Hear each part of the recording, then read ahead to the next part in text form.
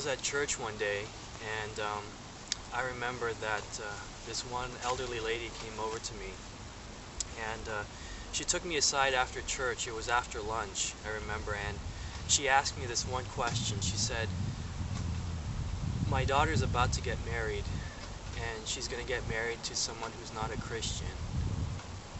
Should I go to her wedding?" And I talked with her and I prayed with her, and I just told her that, you really do. You really should go over to your daughter's wedding. She's your daughter no matter what. And so she said, "Thank you for my answer," and she left.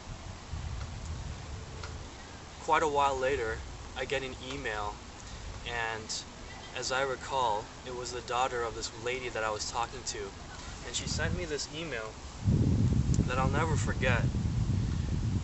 And she put it like this. She said, "Please let me also say I am deeply grateful that you counseled my mother when she was uncertain if she should attend the ceremony.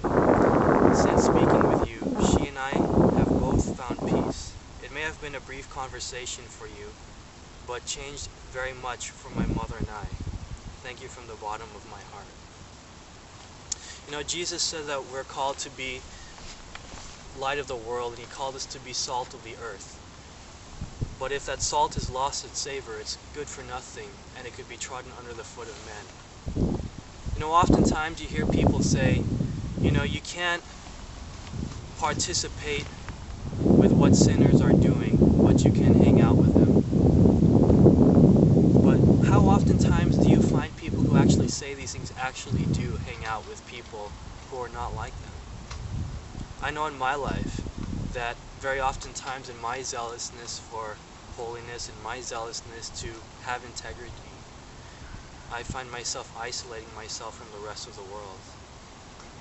I don't know what your situation is, I don't know where you're coming from, but I just want you to ask yourself this one question.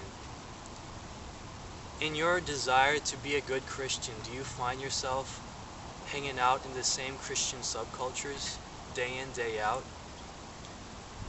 Do you find yourself always hanging out with the same people, the same Christians, every single week, all the time? Because if you are,